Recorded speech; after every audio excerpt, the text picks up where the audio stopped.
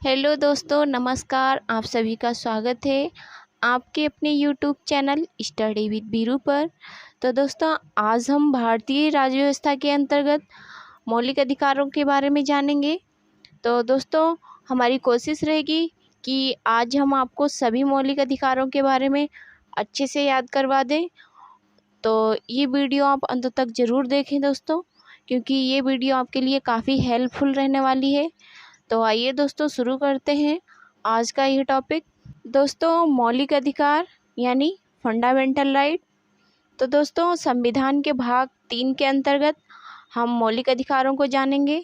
तो दोस्तों, मौलिक अधिकार कहाँ से लिए गए, ये आपको पता ही होगा। दोस्तों, मौलिक अधिकार अमेरिका से लिए गए हैं। और आप याद रखेंगे, आ से अधिकार, आ से अमेरिका। दोस्तों, यहाँ से एग्ज़ाम में बहुत बार प्रश्न पूछा जाता है कि मौलिक अधिकार कहाँ से लिया गया है। तो यहाँ से अक्सर क्वेश्चन बनते रहते हैं। आप याद रखेंगे, मौलिक अधिकार अमेरिका से लिया गया है। तो दोस्तों, मौलिक अधिकार हमारे संविधान में अनुच्छेद 12 से लेकर अनुच्छेद 35 तक चलेंगे। तो दोस्तों, बात करते हैं इस संबंध में। संविधान निर्माता अमेरिकी संविधान से प्रभावित रहे हैं, जो अमेरिका से भी ज़्यादा विस्तृत है। नेक्स्ट पॉइंट है, संविधान के भाग 3 को भारत का मैग्ना कार्टा कहा जाता है। यहाँ से क्वेश्चन अक्सर बनते रहते हैं कि भारत का मैग्ना कार्टा किसे कहा जाता है, तो आप बताएंगे संविधान के भाग 3 को। नेक्स्ट है, संविधान द्वारा बिना किसी भेदभाव के हर व्यक्ति के लिए मूल अधिकार के संबंध में गारंटी दी गई है। दोस्तों, मौलिक अधिकारों को जानने से पहले हमको एक शब्द से परिचित होना चाहिए, मानव अधिकार यानी ह्यूमन राइट्स। तो दोस्तों, मानव अधिकार और मौलिक अधिकार में क्या फ़र्क है, जान लेते हैं। मानव अधिकार, जो मानव को मानव होने के नाते उसे अधिकार प्राप्त होते हैं, वह है मानव अधिकार। जैसे मानव अधिकार कभी भी किसी देश की सीमाओं से बंधे नहीं होते हैं। तो दोस्तों, इस तरह से ये मानव अधिकार हो गया। बात करते हैं मौलिक अधिकार की। तो मौलिक अधिकार हमें संविधान से प्राप्त होते हैं और हमेशा सीमाओं से बंधे रहते हैं। जैसे यदि मौलिक अधिकार का उल्लंघन होता है, तो हम उस समय उन मौलिक अधिकारों की रक्षा हम उसी संविधान से कर सकते हैं। तो दोस्तों, ये रहा हमारा मौलिक अधिकार। दोस्तों, नेक्स्ट पॉइंट देखते हैं। राष्ट्रीय आपातकाल की सक्रियता के दौरान अनुच्छेद 20 और 21 में प्रत्याभूत अधिकारों को छोड़कर इन्हें निलंबित किया जा सकता है।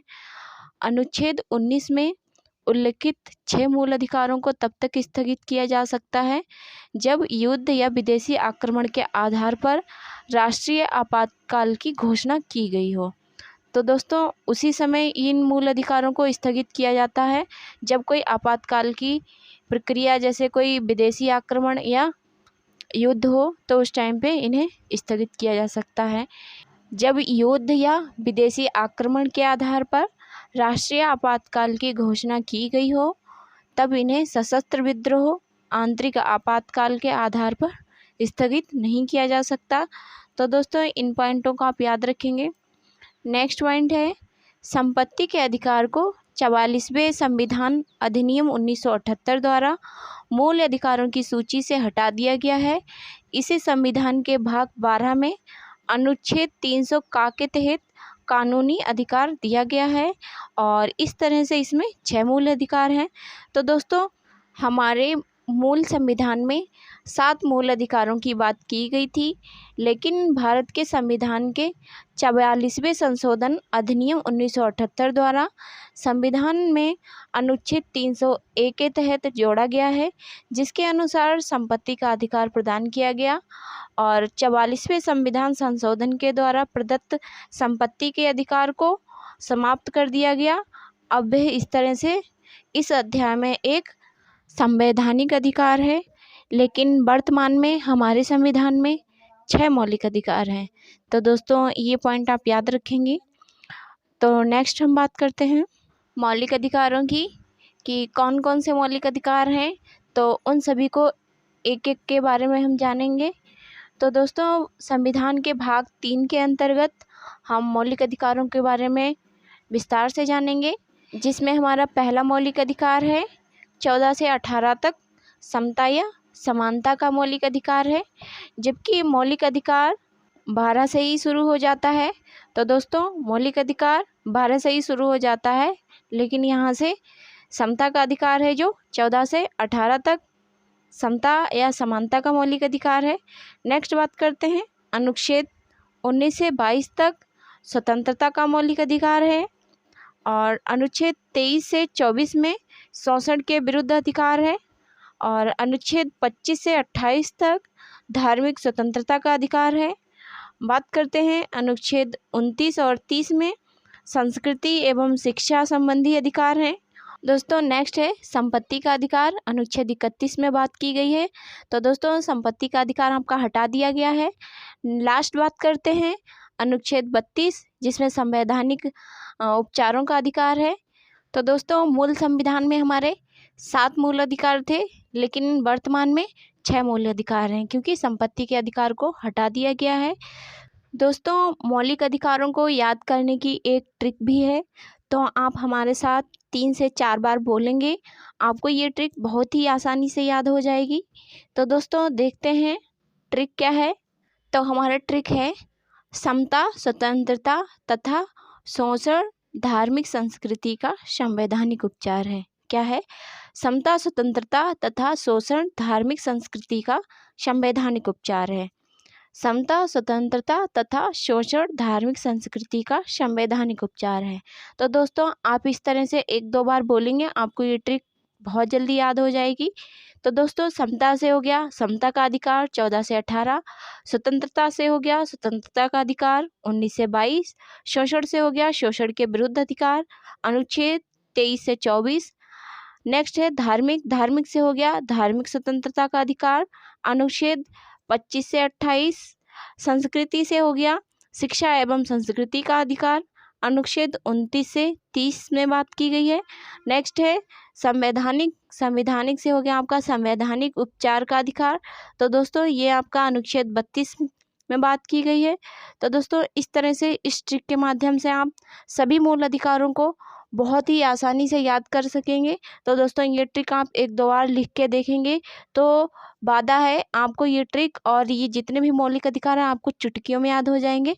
तो दोस्तों नेक्स्ट पॉइंट है हमारा अनुच्छेद 12 से लेके 35 तक के सभी अनुच्छेद, जिनके बारे में हम एक एक करके जानेंगे। तो पहला है अनुच्छेद 12, जिसमें राज्य की परिभाषा की बात की गई है।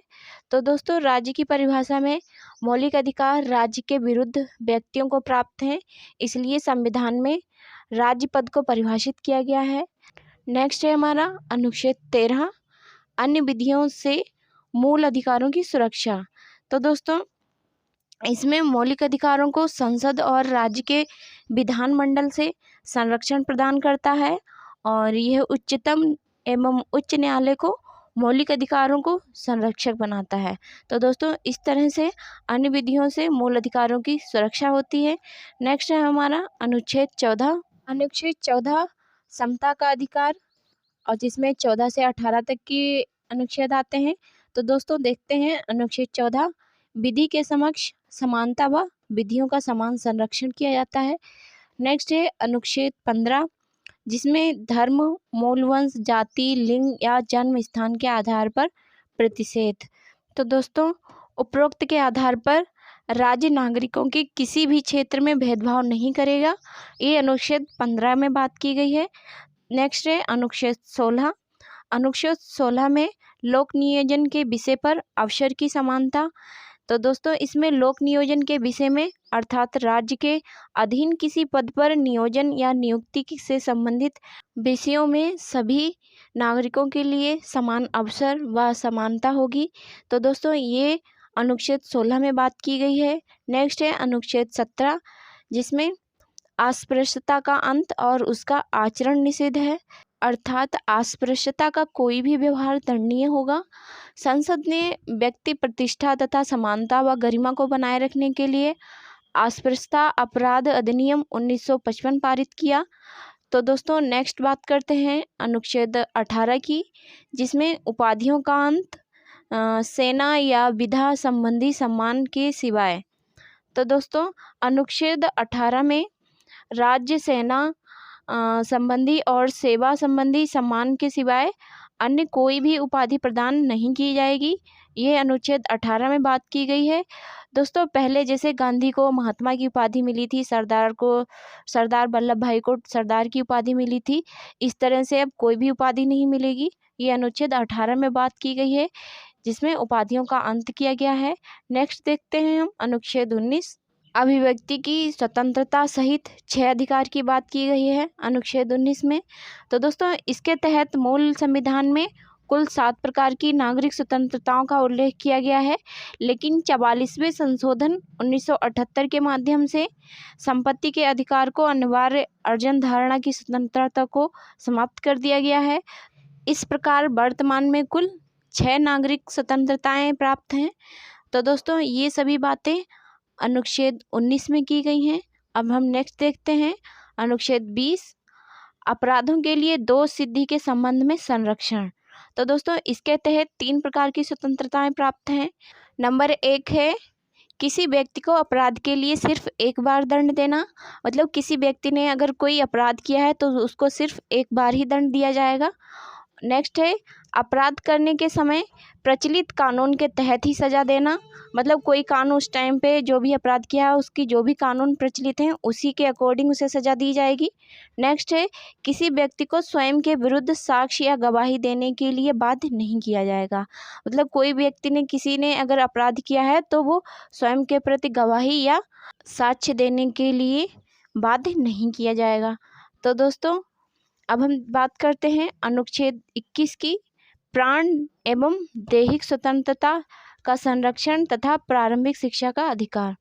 इसके तहत किसी भी व्यक्ति को विधि द्वारा स्थापित प्रक्रिया के अलावा उसके जीवन या उसके व्यक्तिगत स्वतंत्रता से वंचित नहीं किया जा सकता। यह बात अनुच्छेद 21 में की गई है। नेक्स्ट बात करते हैं अनुच्छेद 22 की, कुछ दशाओं में गिरफ्तारी और निराध से संरक्षण। तो दोस्तों, इस अनुच्छेद के तहत किसी भी व्यक्ति को राज्य द्वारा मनमाने ढंग से गिरफ्तार एवं निरुद्ध करने के लिए संरक्षण मिलता है। तो दोस्तों, ये बात अनुच्छेद 22 में की गई है। नेक्स्ट बात करते हैं अनुच्छेद 23 की। अनुच्छेद 23 आपका शोषण के विरुद्ध अधिकार, इसके अंतर्गत आता है अनुच्छेद 23 से 24। तो दोस्तों, अनुच्छेद 23 की बात करते हैं, मानव के दुर्व्यापार, बेगार और बलात्श्रम पर प्रतिषेध। तो दोस्तों, इसके द्वारा राज्य के मानव के अनैतिक व्यापार तथा अनेक प्रकार की बेगार व बलात्श्रम की या दास प्रथा को समाप्त करने का प्रयास करेगा। ये बात अनुच्छेद 23 में की गई है। नेक्स्ट बात करते हैं अनुच्छेद 24। इसमें 14 वर्ष से कम उम्र के बालकों को कारखानों आदि में नियोजन का प्रतिषेध। तो दोस्तों, अनुच्छेद 24 में बात की गई है। इस अनुच्छेद के तहत 14 वर्ष के आयु तक के सभी बालकों को किसी भी कारखाना, खादान या अन्य संकटमय उद्योगों में नियोजित नहीं किया जाएगा, उनसे मतलब काम नहीं करवाया जा सकता। यह बात अनुच्छेद 24 में की गई है। अब हम नेक्स्ट बात करते हैं अनुच्छेद 25 की। मौलिक अधिकार 4 में धार्मिक स्वतंत्रता का अधिकार, 25 से 28 तक के अनुच्छेदों की बात की गई है। तो देखते हैं अनुच्छेद 25, प्रत्येक व्यक्ति को अपने धर्म का प्रचार प्रसार करने का अधिकार। तो दोस्तों, अनुच्छेद 25 में प्रत्येक व्यक्ति को अपने धर्म को प्रचार प्रसार करने का अधिकार प्राप्त है। नेक्स्ट बात करते हैं अनुच्छेद 26, धार्मिक कार्यों के प्रतिबंध की स्वतंत्रता। इसके तहत सभी धार्मिक संप्रदायों तथा उनकी शाखाओं को यह अधिकार है कि वे धार्मिक और धार्मिक मूर्त प्रयोजनों के लिए संस्थाओं की स्थापना और इनका पोषण कर सकते हैं। तो दोस्तों, ये अनुच्छेद 26 में बात की गई है। नेक्स्ट देखते हैं अनुच्छेद 27, किसी धर्म की अभिवृद्धि के लिए कर नहीं देने की स्वतंत्रता। तो दोस्तों, अनुच्छेद 27 के तहत किसी भी व्यक्ति को किसी विशिष्ट धर्म की अभिवृद्धि या पोषण में व्यय करने के लिए कोई भी कर अदा करने के लिए बाध्य नहीं किया जा सकता। यह बात अनुच्छेद 27 में की गई है। नेक्स्ट बात करते हैं अनुच्छेद 28, किसी शिक्षण संस्थान में धार्मिक शिक्षा या धार्मिक उपासना में उपस्थिति होने की स्वतंत्रता। दोस्तों, इस अनुच्छेद के अनुसार किसी भी शिक्षण संस्थान में धार्मिक शिक्षा या धार्मिक उपासना में उपस्थित होने की स्वतंत्रता की बात की गई है। नेक्स्ट देखते हैं अनुच्छेद 29, अनुच्छेद 29 आपका मौलिक अधिकार 5 के अंतर्गत आता है। संस्कृति और शिक्षा संबंधी अधिकार 29 से 30। तो दोस्तों अनुच्छेद 29 में अल्पसंख्यक वर्गों के हितों में भाषा, लिपि और संस्कृति का संरक्षण, सुरक्षा संबंधी अधिकार हैं। तो दोस्तों इस अनुच्छेद के अनुसार भारत के राज्य क्षेत्र में स्थित जनसंख्या के किसी भाग या समुदाय जिसकी अपनी विशेष भाषा, लिपि और संस्कृति है, इसको बनाए रखने के लिए अधिकार होगा। अर्थात किसी राज्य द्वारा ना ही किसी अन्य समुदाय द्वारा कोई विशेष भाषा, लिपि, संस्कृति किसी अन्य समुदाय पर थोपी जाएगी। तो दोस्तों ये है अनुच्छेद 29 में। तो दोस्तों नेक्स्ट देखते हैं अनुच्छेद 30। शिक्षा संस्थाओं की स्थापना और प्रशासन करने का अल्पसंख्यक वर्गों का अधिकार। दोस्तों इस अनुच्छेद में भारतीय नागरिकों के किसी वर्ग को जो भाषाई और धार्मिक आधार पर अल्पसंख्यक हैं, उन्हें अपनी रुचि की शिक्षण संस्थाओं की स्थापना करने का अधिकार होगा और राज्य उसे अनुदान देने में किसी भी तरह का भेदभाव नहीं करेगा। यह बात अनुच्छेद 30 में की गई है। अब हम नेक्स्ट देखते हैं अनुच्छेद 31 संपत्ति का अधिकार। तो दोस्तों संपत्ति का अधिकार आपका निरस्त कर दिया गया है। देखते हैं संपत्ति के अधिकार को 44वें संविधान अधिनियम 1978 द्वारा मूल अधिकारों की सूची से हटा दिया गया है। इसे संविधान के भाग 12 में अनुच्छेद 300 का के तहत कानूनी अधिकार बना दिया गया है। दोस्तों इस तरह से 6 मूल अधिकार हैं, तो संपत्ति का अधिकार आपका निरस्त कर दिया गया है। अब हम नेक्स्ट बात करते हैं अनुच्छेद 32 की। मौलिक अधिकार 6 के अंतर्गत संवैधानिक उपचारों का अधिकार अनुच्छेद 32 की बात की गई है। इसमें निम्न न्यायालय से उच्च न्यायालय ले जाने का अधिकार। दोस्तों डॉक्टर भीमराव अंबेडकर ने अनुच्छेद 32 को संविधान की आत्मा कहा है। दोस्तों अधिकार तभी सार्थक होते हैं जब उन्हें लागू किया जा सके और उनका उल्लंघन होने पर उपचार किया जा सके। अनुच्छेद 32 के तहत भाग 3 में शामिल मौलिक अधिकारों को लागू करवाने की शक्ति उच्चतम एवं उच्च न्यायालय को प्राप्त है। दोस्तों इसी महत्व के कारण डॉक्टर भीमराव अंबेडकर ने अनुच्छेद 32 को संविधान का सबसे महत्वपूर्ण अनुच्छेद कहा तथा संवैधानिक उपचारों के अधिकार को संविधान का हृदय तथा आत्मा भी कहा है।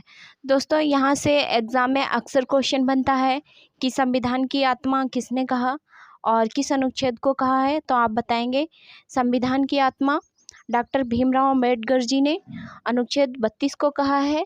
तो ये पॉइंट काफ़ी एग्ज़ाम के लिए इम्पोर्टेंट है, आप याद रखेंगे।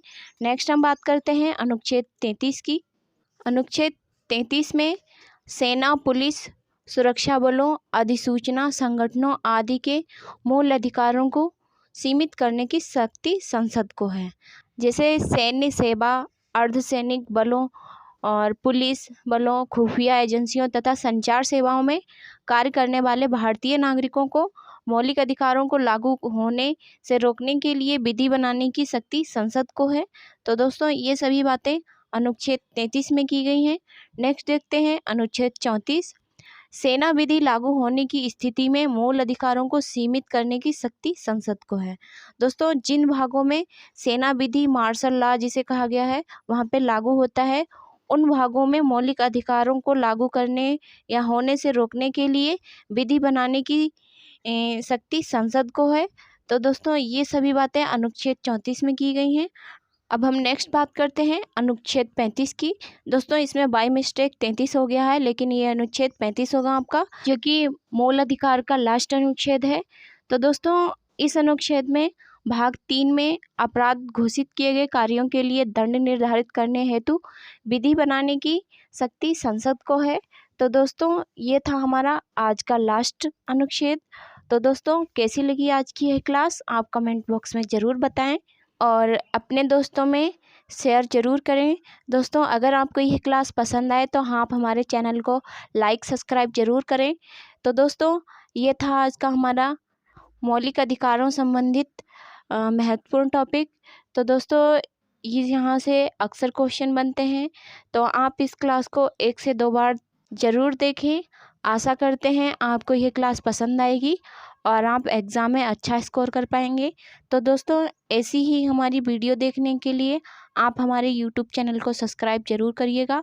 तो दोस्तों इस वीडियो के एंड होने पर आपको स्क्रीन पे 2 वीडियो मिलेंगी, जो कि एक शास्त्रीय नृत्य से होगी और एक संक्रामक रोग की होगी। तो दोस्तों वो दोनों वीडियो आप ज़रूर देखें और बताएं कमेंट बॉक्स में आपको कैसी लगी हमारी वीडियो। दोस्तों मिलते हैं नेक्स्ट क्लास में।